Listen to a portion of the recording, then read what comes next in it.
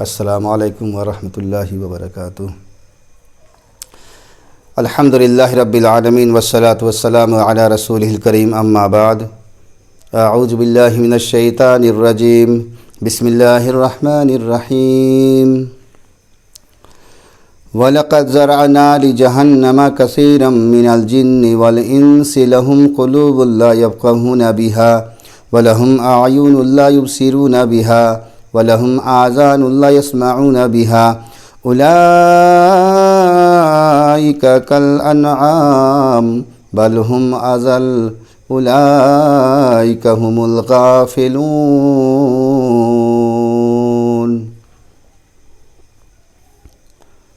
درود شریف، اللہم صلی علی محمد نبی الامی وعلی آلہ وسلم تسلیما۔ محترم حضرات، عقیقہ کے سلسلے میں اس سے پہلے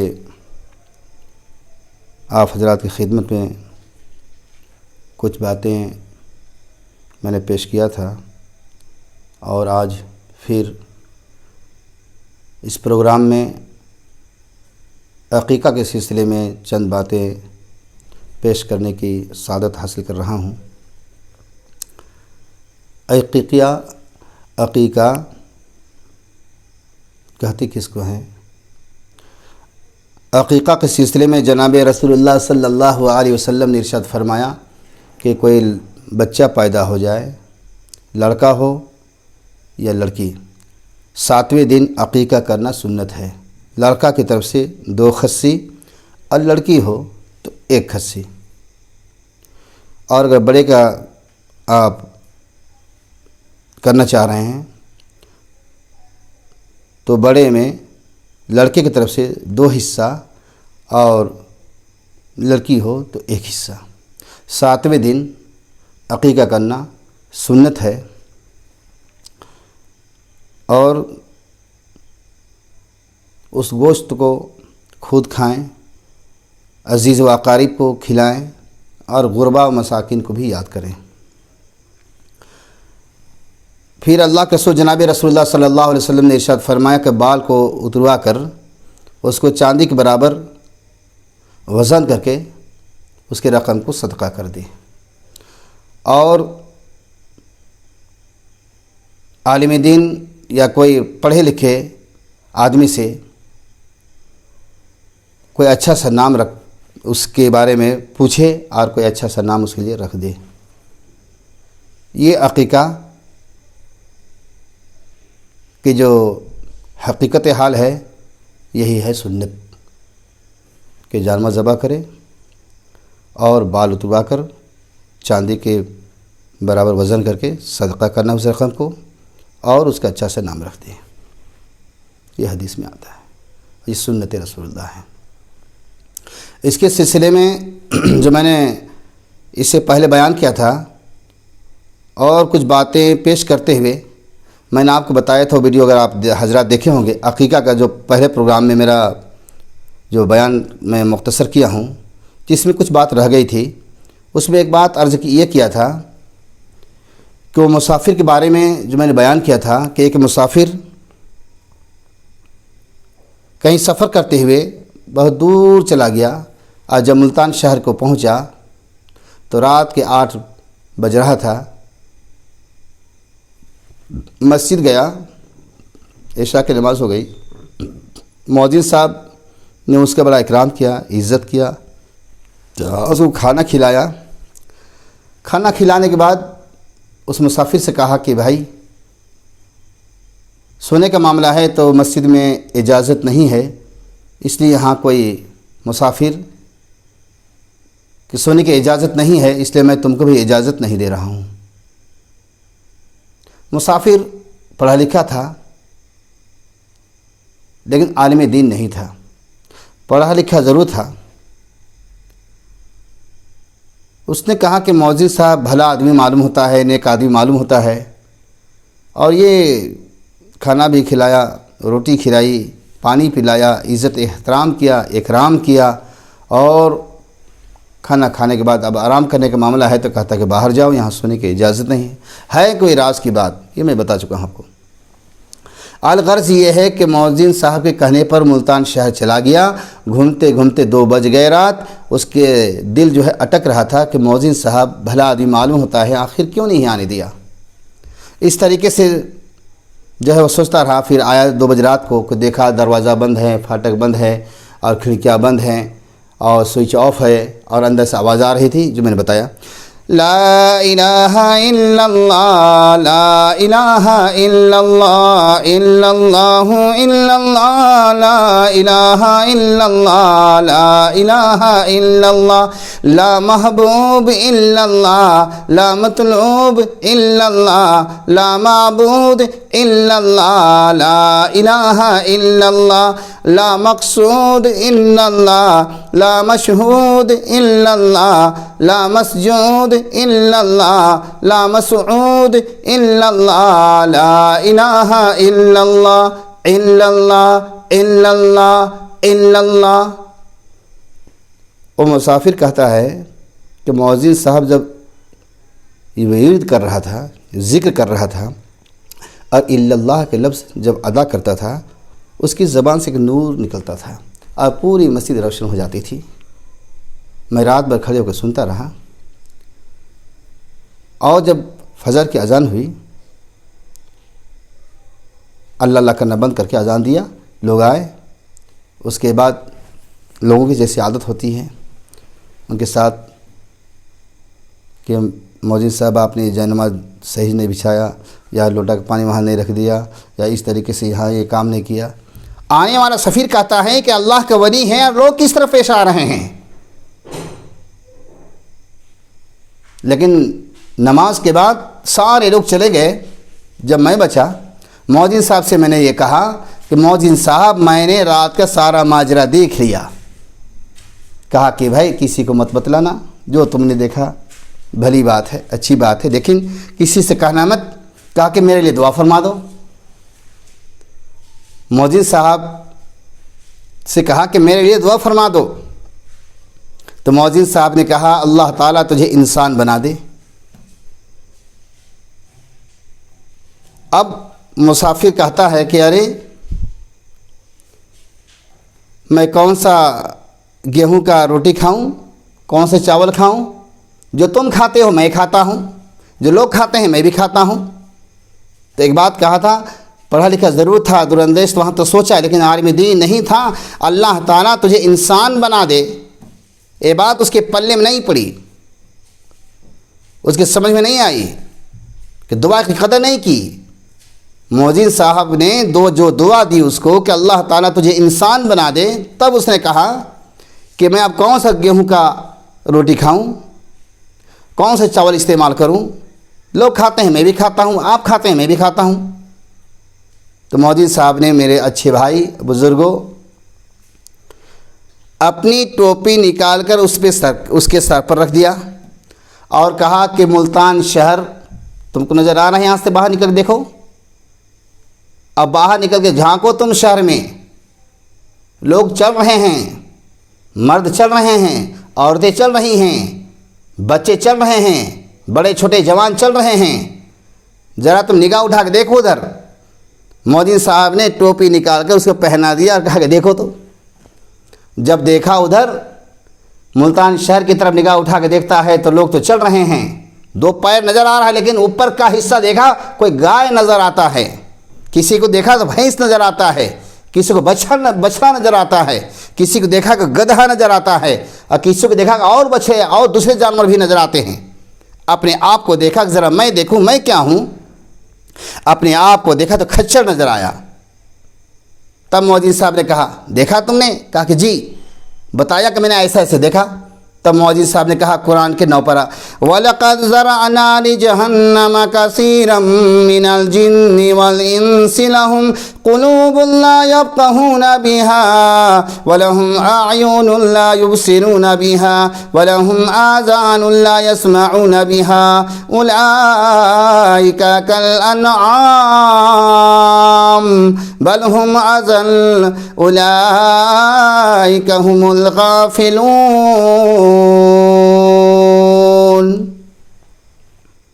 اللہ پاک نے فرمایا کہ ہم نے پیدا کیے ہیں توسط کے واسطے بہت سارے جن اور آدمی، ان کے دین ہیں، ان سے سمجھتے نہیں، ان کی آنکھیں ہیں، وَلَهُمْ أَعْيُنٌ لَا يُبْصِرُونَ بِهَا، ان کی آنکھیں ہیں، ان سے دیکھتے نہیں، وَلَهُمْ آذَانٌ لَا يَسْمَعُونَ بِهَا، ان کے کان ہیں، ان سے سنتے نہیں، وَلَهُمْ آذَانٌ لَا يَسْمَعُونَ بِهَا أُولَٰئِكَ كَالْأَنْعَامِ، وہ چوپایوں کی طرح ہیں، بل ہم اضل، بلکہ اس سے بھی زیادہ بے راہ ہیں، اولئک هم الغافلون،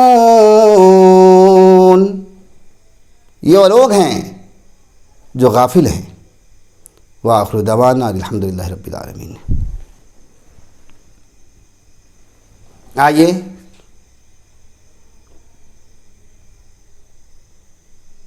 شعبان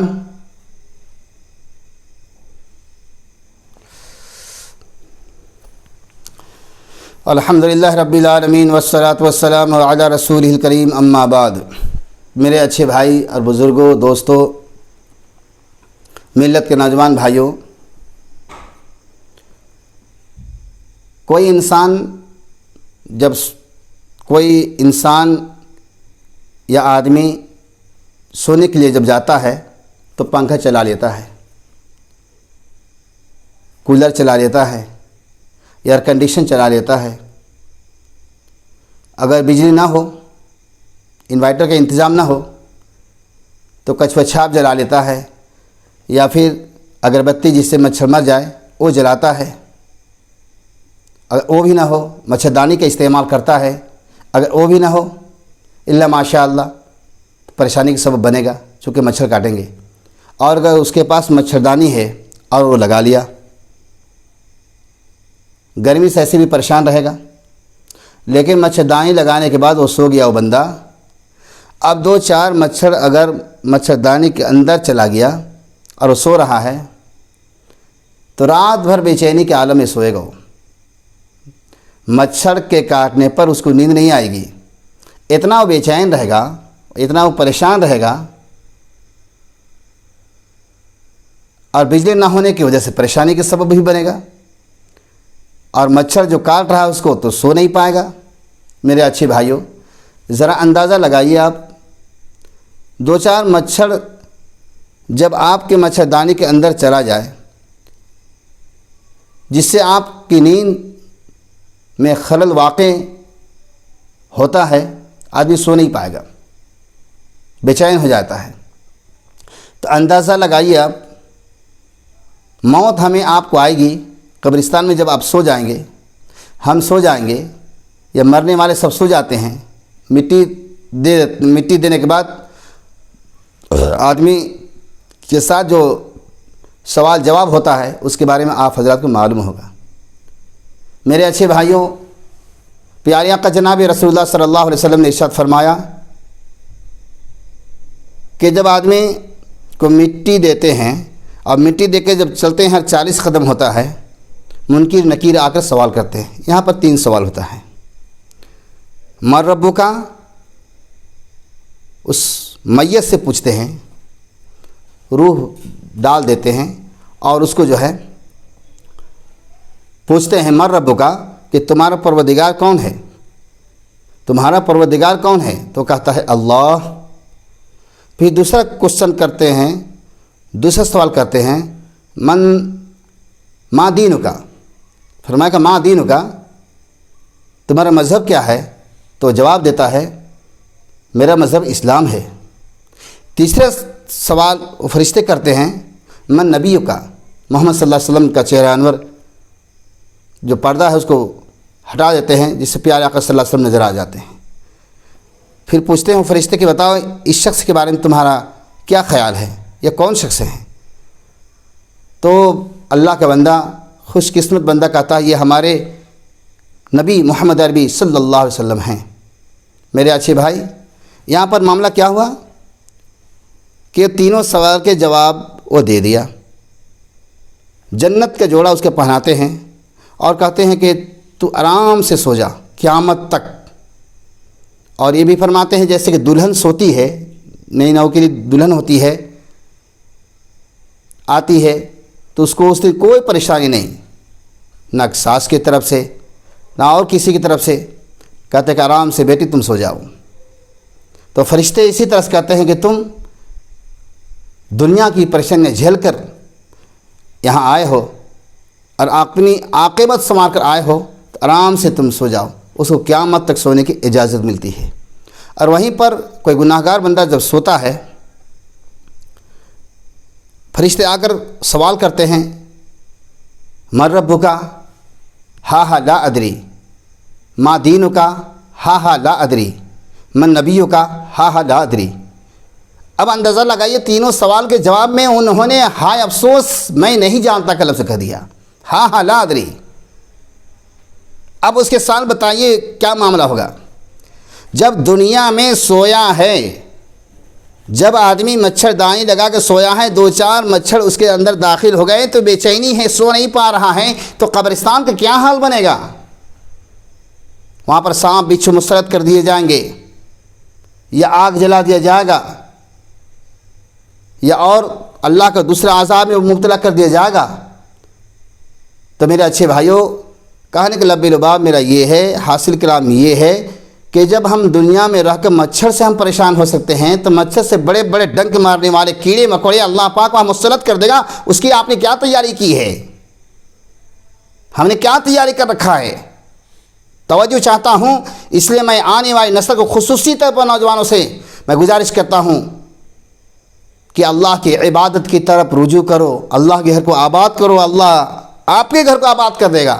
گھروں میں ماں بہنوں کو بھی اپنے گھروں میں کہو نماز پڑھیں، بہنوں سے ماؤں سے، اور میں بھی گزارش کرتا ہوں کہ نماز کی پابندی کیجیے اور آخرت کی تیاری کیجیے، قبر کی تیاری کیجیے۔